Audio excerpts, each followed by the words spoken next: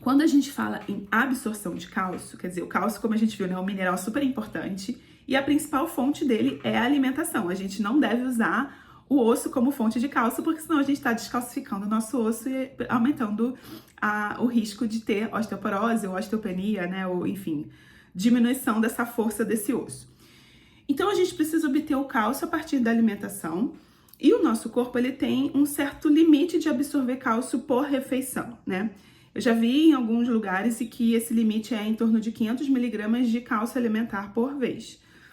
Então, isso é muito interessante porque quando a gente está repondo cálcio em algum paciente, a gente tende a sugerir que esse paciente divida ao longo do dia. Não só por uma questão de absorção, mas também por uma questão de tolerabilidade, porque tomar cálcio é muito duro para o estômago. Eu não sei se vocês já tiveram essa experiência. Eu já tomei cálcio e, olha, vou falar pra vocês, é uma bomba. Principalmente quando a quantidade por cápsula é muito alta, tá? Existem alguns fatores que afetam essa absorção do cálcio. Então, uma alimentação muito líquida ou muito rica em fibra, tá? Isso acelera a passagem do cálcio pelo intestino, diminuindo a sua absorção. E é também a mesma fisiopatologia porque o café afeta negativamente a absorção do cálcio, tá? Quando você tem um consumo excessivo de proteína, então a proteína, ela também vai aumentar a acidez no sangue. E aí, de novo, né, quando eu falo acidez, não é que muda o pH, mas a gente tem esses radicais ácidos e o cálcio é usado como tampão e com isso ele é eliminado através da urina. Então, um consumo excessivo de proteína piora não a absorção, mas a retenção de cálcio no corpo, tá? E também, muitas vezes, a absorção, porque isso pode estar acontecendo também dentro do intestino. Sódio e ferro se ligam ao cálcio e formam um composto que não é absorvido pelo corpo. Então, a alimentação muito rica em sal e a alimentação muito rica em ferro também pioram a absorção do cálcio.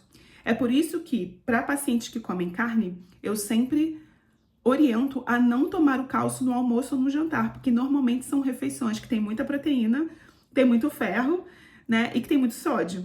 Geralmente eu oriento a tomada do cálcio no café da manhã ou no lanche da tarde, que são já refeições naturalmente ricas em cálcio, tá? E, como eu falei, né, outras coisas que reduzem, então, a biodisponibilidade do cálcio são uma alimentação muito ácida, como refrigerante, pimenta, vinagre, ácido cítrico, e a presença do ácido oxálico, que é um antinutriente. Eu não gosto muito desse nome, e também do ácido fítico, mas principalmente do ácido oxálico. Os antinutrientes, vocês já devem saber disso, mas apesar de terem esse nome, eles não são necessariamente tóxicos para o corpo. Na verdade, antinutrientes têm inclusive um efeito anti-inflamatório, antioxidante, só que eles podem atrapalhar a absorção de alguns nutrientes, principalmente cálcio e ferro. Só que o ácido oxálico, que é um dos principais antinutrientes em relação ao cálcio, ele está presente muito nas tubérculos, né? Mandioca, batata doce, etc. E também espinafre, cenoura, rabanete. E o ácido fítico, principalmente nas leguminosas, nas feijão, lentilha, ervilha, grão de bico, etc. Quando a gente deixa de molho, a gente reduz o teor desses antinutrientes e a gente reduz esse atrapalhar na absorção. Uma coisa que é importante dizer é que, assim, falando em relação ao risco de cálculo renal, o ácido oxálico, ele aumenta o risco, e o ácido cítrico, né, o citrato que tem nas frutas cítricas, ele diminui o risco. Então, o ácido oxálico, ele se junta ao cálcio e forma o oxalato de cálcio, que é o componente da maioria dos cálculos, né?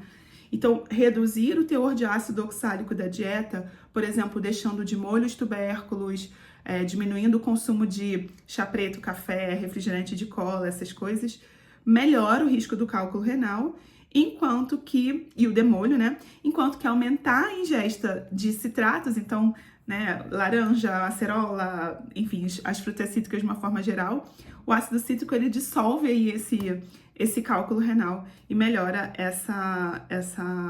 esse risco, tá bom?